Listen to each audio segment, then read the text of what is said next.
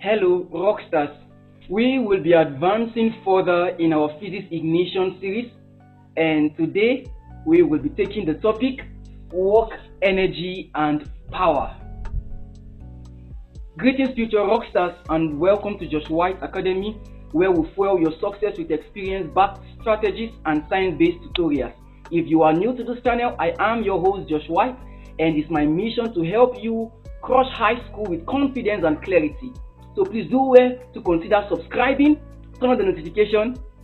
Let's get started. In the lesson today, we will split the class into 3 sections. The first section, we will be talking about the concept of work, energy, and power. Secondly, we will be listing the formulas in work, energy, and power. And lastly, we will be crushing UTME questions. Let's begin. Work is a popular phenomenon, and different spheres of influence have different meaning attached to that parameter work. A student sees work as studying, a farmer sees work as farming, a cleric sees work as making sermon notes, but in terms of physics, it's a little bit different. So in physics, work is seen as the product of force and the perpendicular distance. In another word, work is said to be done when a force causes a body to move through a distance. So you may see in JAMB past questions where they will try to assess your knowledge about this phenomenon called work done, where you will see them asking in which of these scenarios is work done. A man raising a weight in his hand and all of that. What you must check is not the amount of energy put. If there is no distance covered, it is not work done. And the unit of work done is joules or Newton meter. Secondly, energy. Every topic in physics has this term energy in its different form, and that's one of the reasons why energy is among the 5 branches of physics. So we define energy as the ability of doing work. So now there are 2 types of energy we call renewable energy and non-renewable energy. Now as the name implies, renewable energy, this kind of energy comes from source that can naturally replenish itself in a short period of time. So when you use this form of energy, the nature has its way of replenishing or replacing it. Example is solar energy, the energy in the sun. It never gets exhausted. Another one is hydroelectric energy. Another one is wind energy. All this energy, they cannot be exhausted because water has its cycle. It has a way that it recycles itself. So the energy gotten from water is renewable. Also sun, the energy from the sun has a way of replenishing itself through what we call, in radioactivity, we call it nuclear fusion. Same with wind. But non-renewable energy are those energies of whose source take a longer time to be renewed or are not renewed when exhausted. Example of these are our fuels. like petroleum, coal. We also have our food, etc. So when you use fuel and it becomes used up, you need to go and get another one. And when it is used, it can take thousands to millions of years before it can be replenished again. Especially this. Now, let's talk about the forms of energy. Now, there are different forms in which energy is seen or experienced. Number one, we have what we call mechanical energy. The energy based on the virtue of a moving body, that's kinetic energy, or the energy based on the virtue of position, we call that potential energy. Kinetic energy, like the energy in a moving car. Potential energy, like the energy of a fruit held on the tree. So these are mechanical energy. Another form of energy is electric energy. The energy we see in our electricity and electronic devices. Thirdly, we have what we call solar energy. The energy gotten from the sun. Like you see people who use solar panels. The energy they source is through solar energy. Number 4, we have chemical energy. This is the energy obtained by burning fossil fuels, or the energy obtained from food, or even the energy seen in batteries, in our cells, electrochemical cells. They are all chemical energy. The energy comes from the reserve of a chemical. We also have what we call the nuclear energy. The nuclear energy can also be termed atomic energy. The energy that is sourced from the nucleus of an atom. This is one of the cleanest form of energy, and based on technology, the earth is exploring this form of energy than any other, because nuclear energy can produce a massive level of energy with little reactant. So it's a very powerful form of energy that regenerates our solar energy. Number 6, we have sound energy. The energy we see from auditory devices. We also have elastic energy. The energy found or seen in a stretched spring. We also have heat energy. The energy that our iron produces. The energy that our pressure cooker produces. That our Bunsen burner produces. They are heat energy. So these and many more are the forms in which energy can be experienced. Now next we will be talking about the principle of conservation of energy. So regarding the principle of conservation of energy, it states that in a closed system, energy can neither be created nor destroyed, but can be converted from one form to another. This means if I change energy from one form to another form in a closed system, meaning there is no loss of energy by any means, the energy will be conserved. That means a form of energy will be totally converted to another different form. We see this, like for instance, you will see someone speaking on the microphone. Now, that sound energy converted into electrical energy. Or a young man listening to a song via his headphone, what's happening? Electric energy is converted to sound energy.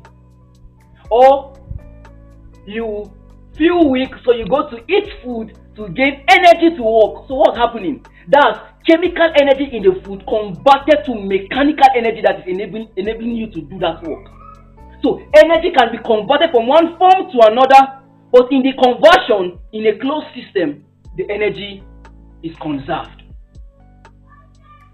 Now, I will be explaining conversion of energy using a simple pendulum. In a simple pendulum, there are transformation of energy between kinetic energy and potential energy. See, at both extremes, where the pendulum reaches and pauses for a short time, at this point, potential energy is maximum, whereas kinetic energy is what? Is zero. So at both points where the body reaches a rest and tries to return back that oscillatory motion, at that point potential energy is maximum, whereas kinetic energy is zero. So the whole mechanical energy seen here is equal to the potential energy. Now, at the mid of this path, the body has the maximum velocity at this point. That makes our kinetic energy to be at maximum, whereas our potential energy is what? Is zero. So you see, there is change of energy from one form to another. So in this system, potential energy plus kinetic energy is what? Is conserved or is constant. I want us now to talk about power. Now, power is simply the rate at which work is done or energy is expended, whereas work and energy are measured in joules. Power is measured in joules per second, or simply watts. So now let's move to the next section of this class. We will be listing the formulas in work, energy, and power. Now, regarding the formulas in work, energy, and power. First, in work, remember I said previously that work done is the product of force and the perpendicular distance. That means work done is force multiplied by distance. And you may also come across certain questions where the force may be applied at an angle. So when the force is applied at an angle, work done becomes force multiplied by distance cos theta. Fs cos theta. Lastly, on work done, remember force, our Newton's second law of motion. Force is also equals to mg, and our distance can be represented height. So also work done is mgh. These are the three formulas for work done. Now the next one is energy, and under energy we have two important formulas. One for potential energy, which is also equals to mgh. And that's why work done and energy has same dimension or same unit of joules. Kinetic energy is equals to half mv squared. M is our mass, v is our velocity. There are some cases where they may ask you to find kinetic energy, but you will use mgh. That means at that point, the kinetic energy is equal to the potential energy. Then now for power.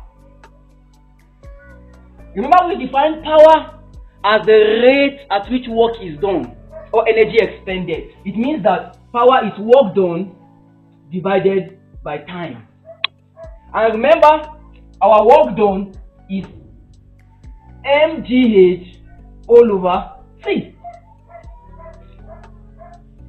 And also, remember, mg, mass and gravity, is force. Height is distance. Distance over time is what? Velocity. So power is also equals to force times velocity. So if you know those formulas, work, energy, and power will be cheap. Now let's go and cross UTME questions. The last question, I made it in a way that I have not assessed the question. So I will be using it to show you how I assess questions, even if I am seeing it for the first time. So let's go and crush the questions. Okay, the first question. A device that converts sound energy into electric energy is... So this question is a statement of our knowledge about transformation or conversion of energy from one form to another. So let's assess the options. So now, a horn of a motor car. So now, for me to answer this question, I need to check what the end point of the question. The end point of the question is electric energy. That means the last form of energy that I or possibly anyone should experience should be electric energy. But a horn of a motor car, the last form is sound. So possibly someone presses something on the car, whether it converts from mechanical energy to electric energy down to sound. But the end product is sound. Whereas this one is electric energy. So that cancels this as the answer. The next one, an AC generator. That's a generator that is used to provide or generate alternating current. So this one, although the end product is electric energy, but let's also check the source now. Our source here is sound. So this kind of energy is not generated from sound. It's actually mechanical energy that is being converted into electric energy. So that also cancels this from our correct option. The third, a microphone. So you see somebody standing before a microphone and speaking. He's speaking. The energy is exuding is sound energy. So sound energy is being converted to electric energy that the microphone carries and transmits it to possibly an amplifier that makes the sound louder. So this best suits the question. So this converts energy from sound to electric energy. So but let's assess other options. A telephone earpiece. So imagine you wearing an earpiece connected to your phone or possibly earpod. It's actually electric energy if there is wire to it to sound energy. So that's opposite of this. And if there is no electric connection to it, it may be through electromagnetic energy down to sound energy. So that's also out. A loudspeaker, the end point is sound also. So it's electric to sound. So this is electric to sound, electric to sound, electric to sound, mechanical to electric. So this is our correct option, C.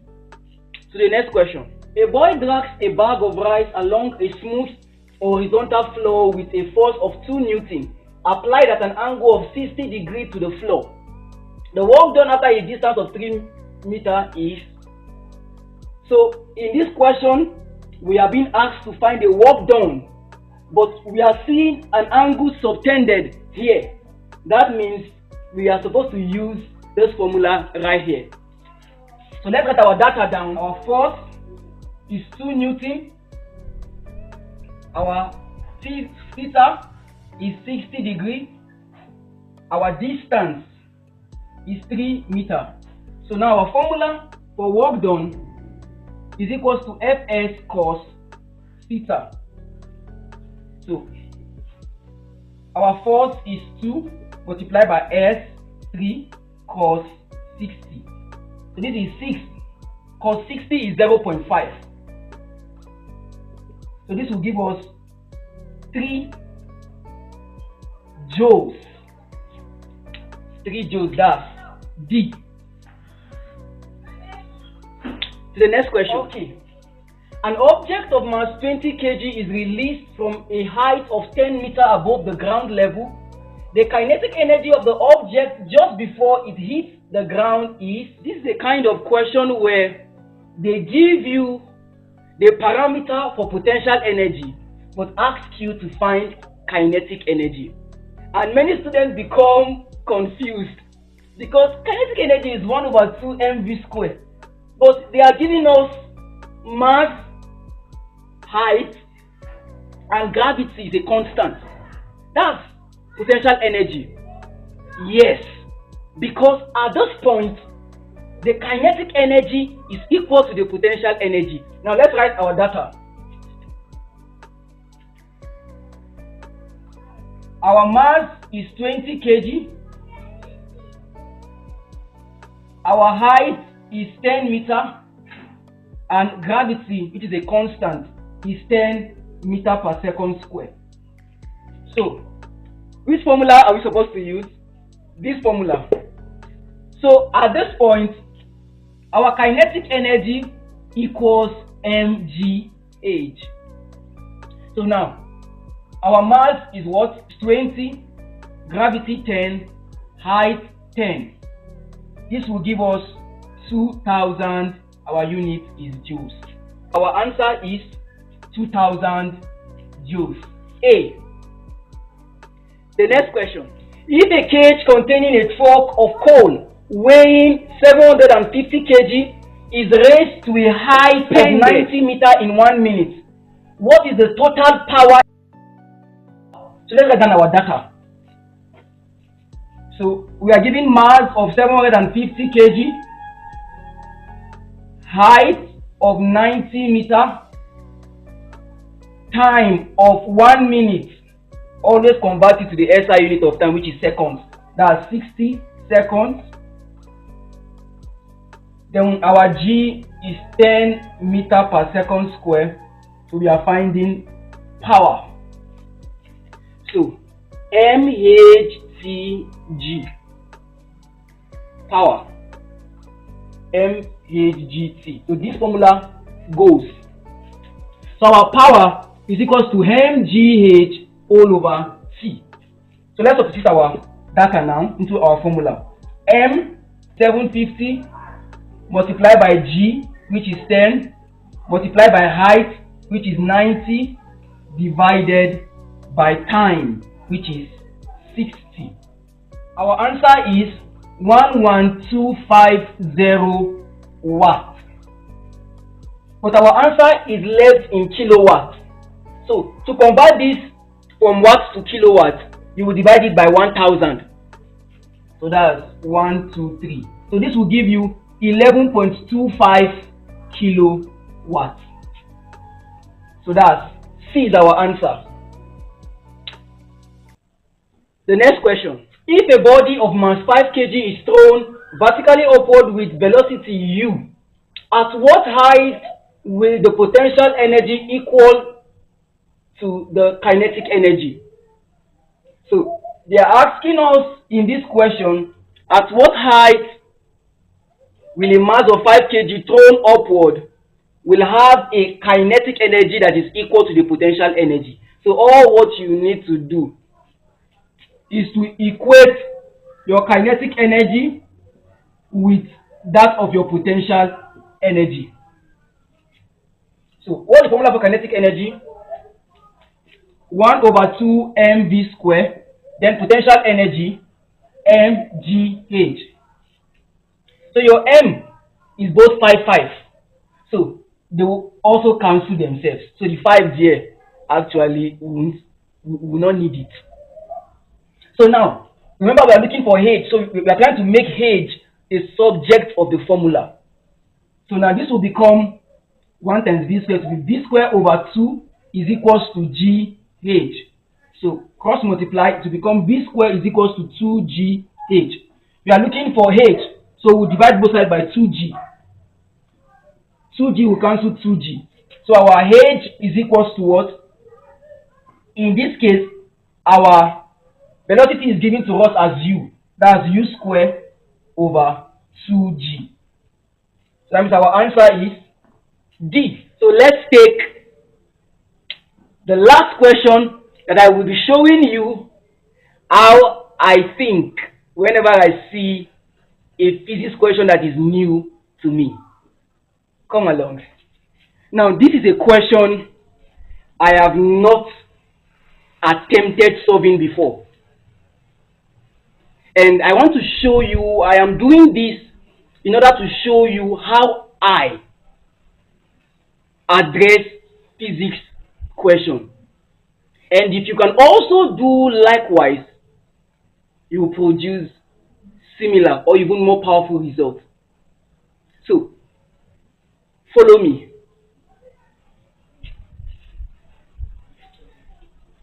If I am the one looking at this question, the first thing I will do, I will write down my data after I have read the question. A body of mass 4 kg is acted on by a constant force of 12 Newton for 3 seconds. The kinetic energy gained by the body at the end of the time. Okay, so our data. 4 kg is mass. There is a force of 12 Newton. 3 seconds will definitely be time. And they are asking us to find kinetic energy.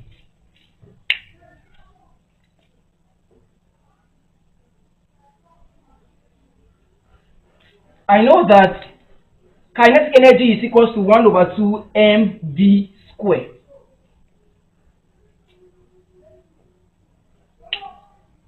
This is mass,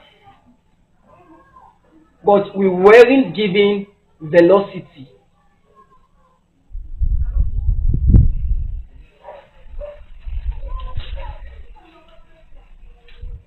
What about if I use the formula of mgh? This is mass,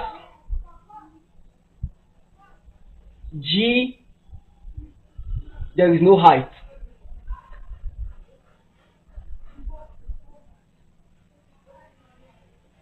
So that means, let's go back. 1 over 2 mv squared.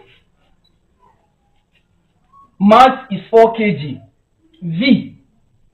How can I get V from F and T? Force is equals to mass times acceleration. Acceleration is velocity over time. So that means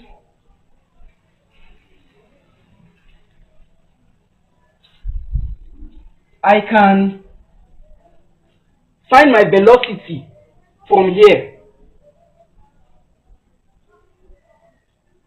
So force is 12, mass is 4, velocity time is 3.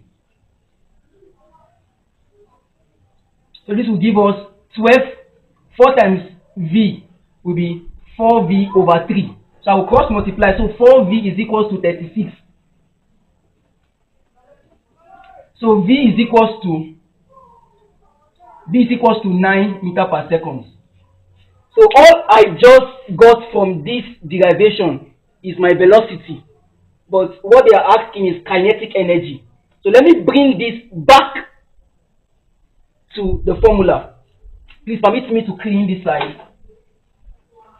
for the want of space. So now, 1 over 2, our mass is 4. Our velocity is 9. 9 squared means, yes, 9 raised to the power of 2. So now, This will give us 1 over 2 times 4 times 9 squared. That's 9 times 9 is 81. 2 here, 1 here is 2. 81 times 2 will give us 160. 162 energy is in joules. Future rockstar. You see, my answer is A. Believe me, I have not solved this question before.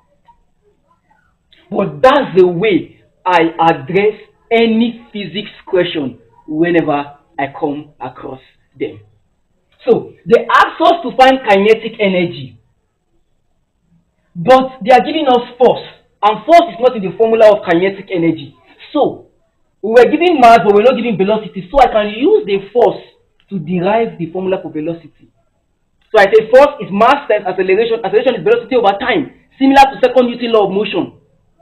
So I used it to get my velocity of 9, then bring that 9 and substituted it into this formula, and we got our answer as 162.